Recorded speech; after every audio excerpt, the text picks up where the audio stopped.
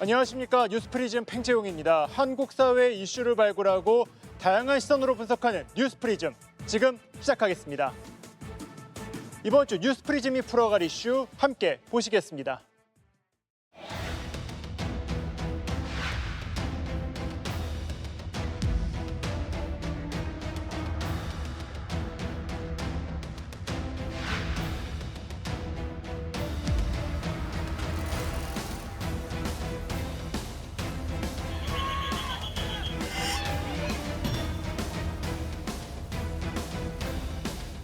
근본적인 원인이 무엇인지 그 문제점과 대응 과정을 파악하고 재발 방지를 위한 개선 방안 등을 마련하여 모든 결과를 소상히 밝히겠습니다.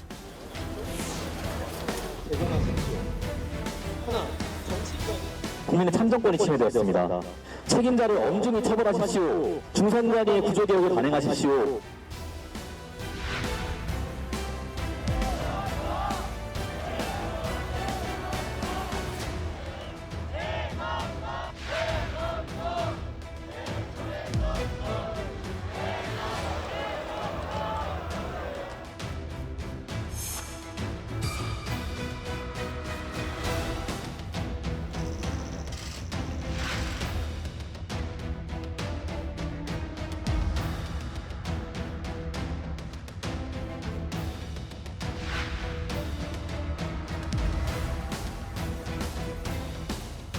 선관위를 독립기관으로 놔둬야 하는지에 대한 저는 사회적인 공론화 과정이 필요하다고 봅니다.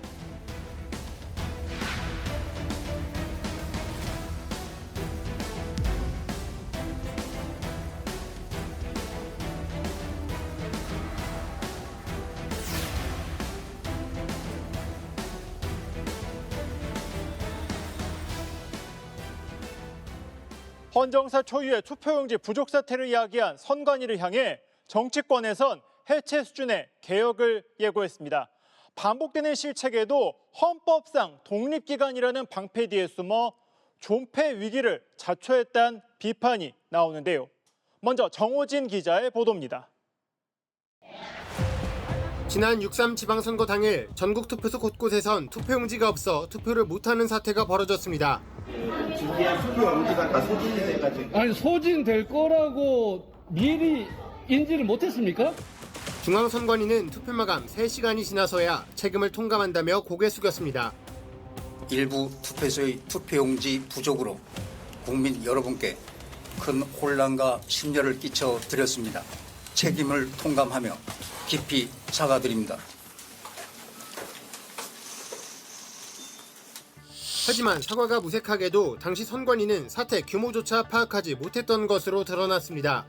선관위가 발표한 투표용지 부족 투표소는 당초 50곳에서 91곳으로 2배 가까이 늘었고 투표가 중단됐다가 재개된 곳도 4곳 적게 집계됐습니다. 결국 노태학 전 중앙선거관리위원장은 대국민 사과와 함께 사의를 표명했습니다.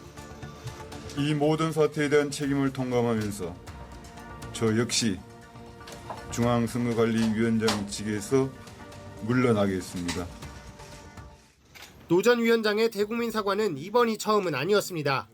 선거 때마다 부실 관리 정황이 포착돼 고개를 숙였습니다. 지난 20대 대선 사전투표 당시 소쿠리 투표 논란을 시작으로 크게 담아가지고 세상에 웬일이야. 고위직 자녀 채용 특혜 의혹에 따님 채용 청탁한 혐의 인정하십니까? 묵묵하게 준비하고 있는 일반 지원자들한테 하실 말씀 없으세요? 21대 대선 땐 투표용지 외부 반출 논란까지 각종 사고가 반복됐습니다. 하지만 헌법재판소에서 선관위의 헌법상 독립기관 지위가 인정되며 외부 감찰을 비롯한 어떤 견제도 사실상 받지 않았습니다. 감사원에 감사해야 안 되겠어요? 감사원의 감사는 이제 법과 또 그 헌법 그런 규정이라든지 또 기관 대 기관의 문제 그런 것들이 있기 때문에 이번 투표지 부족 사태가 감시 사각지대에서 고질적 기강 해이와 관리 부실이 누적된 결과 아니냐는 지적이 나오는 이유입니다. 이번 사태를 계기로 외유성 출장 의혹과 최대치 성과급 지급, 선거철 휴가자 급증 등 선관위 운영을 둘러싼 각종 논란도 부상한 상황. 정치권에선 여야가 입을 모아 해체 수준의 개혁을 예고한 가운데 진상규명 절차에 착수했고 투표용지 부족 사태로 드러난 선관위의 총체적 무능과 부실을 반드시 바로잡겠습니다.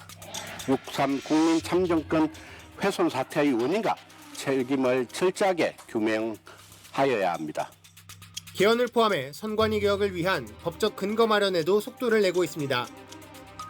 반복되는 실책 속 존폐 위기에 놓인 선관위. 독립이라는 이름 아래 쌓아올린 성벽이 스스로를 가두는 벽이 되었다는 비판의 목소리가 나옵니다. 연합뉴스TV 정호진입니다. 6월 3일 투표용지 부족 사태에 대해 선관위는 전원 외부인으로 구성된 진상규명위원회를 꾸렸습니다. 위원회는 지난 10일 첫 회의를 시작으로 선거날 어떤 일이 있었는지를 따져봤는데요. 조사 내용을 보면 선관위의 그날 대응은 하나부터 10까지 모두 엉망이었습니다. 먼저 투표지 부족 사태를 제일 먼저 파악한 송파구 선관위의 대응을 시간별로 살펴볼까요? 송파구 선관위는 3일 오전 11시 50분 투표용지 부족을 처음으로 인지하고 서울시 선관위에 추가 투표지에 부여할 일련 번호 제공을 요청합니다. 이 일련 번호는 투표용지의 관리와 추적 가능성을 확보하기 위한 기본적인 안전장치인데요. 이후 11시 56분 송파구 선관위는 서울시 선관위로부터 일련 번호를 처음부터 부여받습니다. 하지만 일련 번호 기입에 상당한 시간이 소요됐는데요. 13시 40분 투표용지에 번호 기입이 시작됐고 14시 20분이 돼서야 추가 투표용지가 투표소로 출발했습니다. 투표지 부족 첫 인지 이후 추가 제공까지 2시간이 넘는 시간이 걸린 것입니다. 이 사이 투표지 부족 투표수가 늘어났고 15시 45분 잠실 7동 제2투표소를 시작으로 송파구 여러 투표소에서 추가 요청이 빗발치기도 했습니다. 17시 5분에는 일련 번호 없이 투표용지를 분출하고 현장에서 번호를 기재하라고 했지만 이 또한 역부족이었습니다. 17시 9분에는 10군데가 넘는 투표소에서 투표용지 추가 요청이 밀려 들어왔고 17시 30분 대기표 배분이 결정됐습니다. 진상규명위는 선관위가 투표용지 부족에 대한 준비가 전혀 없었고 제대로 된 대응도 하지 못해 혼란을 키웠다고 지적했습니다. 송파구 선관위 직원들이 모두 동원되어서 무번호 투표용지 일련 번호 넘버링을 하게 되었습니다. 그리고 그 넘버링한 투표용지를 투표소에 직접 배송하느라 위기 상황에 대응을 전혀 하지 못했고 선관위가 비판을 받는 지점은 또 있습니다. 바로 그간의 부실 운영인데요. 이번 투표용지 부족 사태를 계기로 선관위의 문제점이 다시 주목받고 있는데 외유성 출장 의혹부터 주먹구구 운영까지 종류도 다양합니다. 선관위 직원 461명은 지난 2022년부터 올해 지난 6월까지 107차례 해외 출장을 다녀왔습니다. 지난 2023년에는 선거제도를 배우겠다는 명목으로 몰디브, 코타키나발루 같은 휴양지를 다녀왔고 지난해에는 스위스와 스페인 등 유럽 지역을 집중적으로 다녀왔습니다. 이 같은 출장에 들어간 국민 세금 24억 5천만 원에 달합니다. 이 최근 사퇴한 노태학 전 위원장은 지난해 11월 14일부터 8박 10일 일정으로 덴마크, 스웨덴을 출장을 다녀왔습니다. 근데 심지어 이 출장 부부 동반으로 간 것이 뒤늦게 확인됐습니다. 노 전 위원장은 지난 2024년 11월 독일과 에스토니아를 방문했는데 이때도 부부 동반으로 출장을 갔습니다. 선관위는 출장 후 외부로 공개한 보고서에는 부부 동반이란 내용을 적지 않았는데요. 노 전 위원장의 배우자가 공무원이 아니기 때문이란 것이 이유였습니다.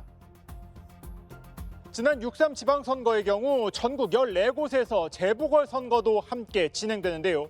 여기에 필요한 투표용지의 경우에는 유권자 수도 파악하지 않은 채 일괄적으로 인쇄 비용을 책정한 것도 뒤늦게 드러났습니다. 선관위의 부실 운영 속에 발생한 투표용지 부족 사태는 각종 집회로 이어지고 있습니다. 집회 현장에는 2030 청년들의 모습이 많이 보였는데요. 이들이 이번 사안에 있어 적극적으로 목소리를 내는 이유가 뭔지 방준혁 기자가 취재했습니다.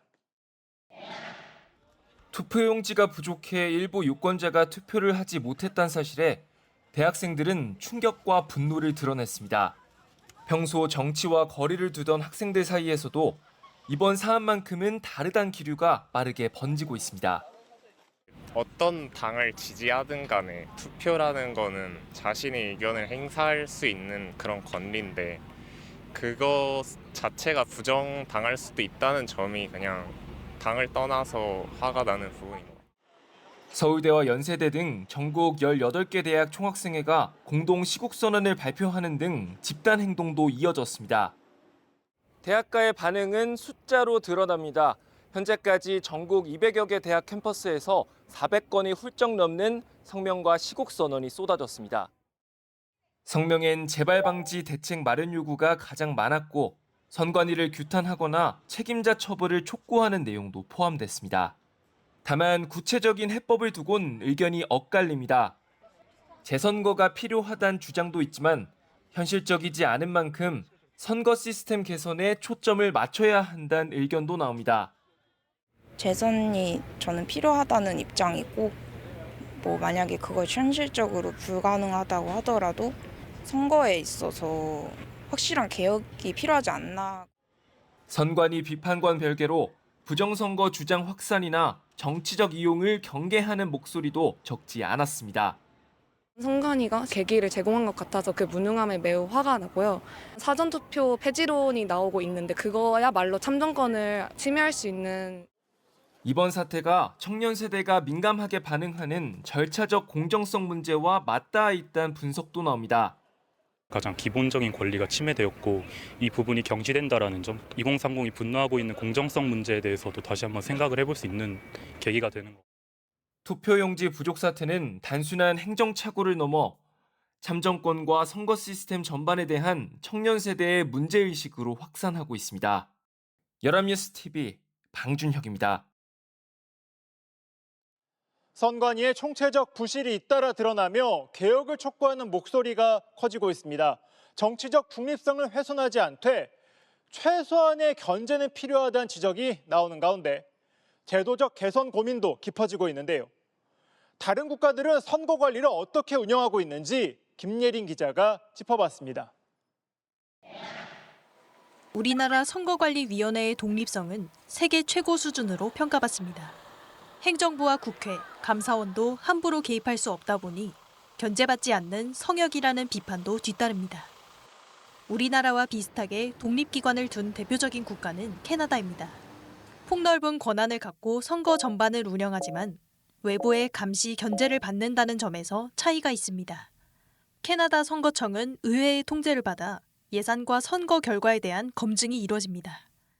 매년 외부 기관의 정기 감사도 진행돼 예산안과 감사 보고서가 투명하게 공개됩니다.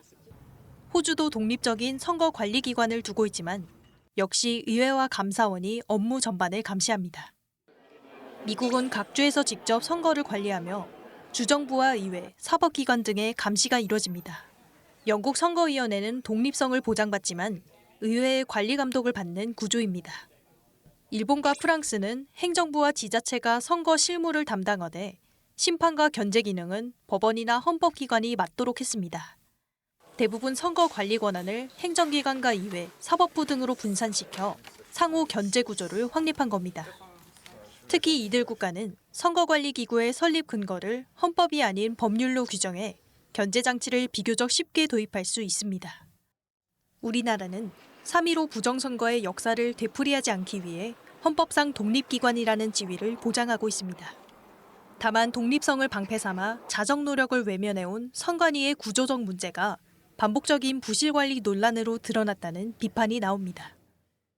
헌법재판소에서 감사원의 직무감찰이 위헌이다라고 했던 게 결코 면제부는 아니고 중대한 과실에 대해서는 징계 책임도 확실하게 물어야 되는 그런 것이 필요하지 않을까 싶습니다. 정치 권력의 외압을 경계하는 역사적 맥락을 지키면서도 견제와 균형을 적절히 이루는 개혁 논의가 필요하다는 지적입니다. 연합뉴스TV 김예린입니다. 국회에서는 투표 부족 사태를 조사하기 위한 국정조사 특별위원회가 꾸려졌습니다. 여야 모두 철저한 조사를 예고했는데요. 45일간 진행되는 국정조사에서 어떤 내용이 밝혀질지 지켜봐야겠습니다. 오늘 뉴스프리즘에서 준비한 내용은 여기까지입니다. 다음 주에도 우리 사회가 고민해볼 이슈를 가지고 찾아오겠습니다. 감사합니다.